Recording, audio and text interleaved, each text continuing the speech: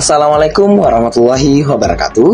Perkenalkan, nama saya Muhammad Zeki Pradana dengan NIM C01225514. Di sini saya akan membahas materi tentang strategi hubungan karyawan dan isu-isu MSDM strategi.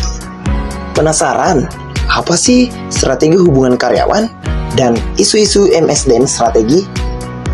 Sini, simak baik-baik. Dasar-dasar strategi hubungan karyawan. Strategi hubungan karyawan adalah kebijakan dan praktik yang dirancang untuk mengelola hubungan antara organisasi dan pekerjanya secara efektif. Hubungan ini mencakup hak, kewajiban, komunikasi, penyelesaian konflik, partisipasi karyawan, dan interaksi dengan serikat pekerja. Tujuan utama strategi hubungan karyawan yaitu meningkatkan produktivitas, meningkatkan loyalitas dan retensi karyawan, mencegah konflik industrial, menumbuhkan budaya organisasi yang sehat, dan menjamin kepatuhan regulasi.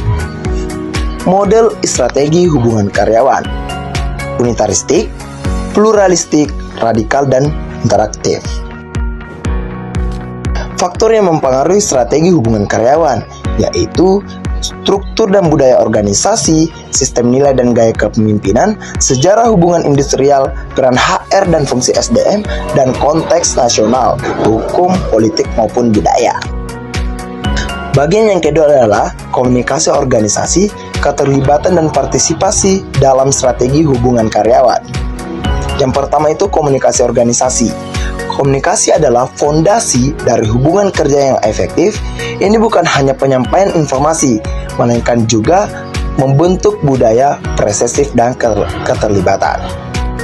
Fungsinya apa? Menyampaikan tujuan organisasi, meningkatkan rasa kepercayaan dan transparansi, menyelesaikan konflik, dan memberikan umpan balik atau feedback. Bentuk komunikasi itu ada 3, yaitu formal, informal, dan digital. Keterlibatan karyawan. Keterlibatan adalah keadaan psikologis di mana karyawan memiliki antusiasme tinggi atau kemauan tinggi, merasa termotivasi dan terhubung secara emosional dengan pekerjaan dan organisasi. Faktor-faktor yang mempengaruhi adalah kepemimpinan yang suportif, lingkungan kerja yang positif, pengakuan dan penghargaan, dan peluang pengembangan karir. Dampak keterlibatan tinggi, penurunan absensi dan turnover, peningkatan produktivitas dan kualitas layanan, loyalitas pelanggan meningkat. Partisipasi karyawan. Partisipasi mencerminkan keterlibatan aktif karyawan dalam pengambilan keputusan, baik secara individual maupun kolektif. Jenis-jenis partisipasi adalah direct participation, indirect participation, dan financial participation.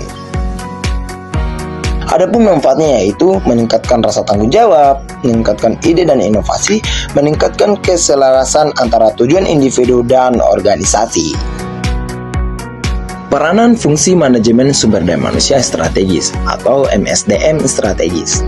MSDM strategis adalah integrasi antara kebijakan dan praktik SDM dengan arah strategis organisasi untuk memastikan bahwa sumber daya manusia berkontribusi pada pencapaian tujuan bisnis jangka panjang.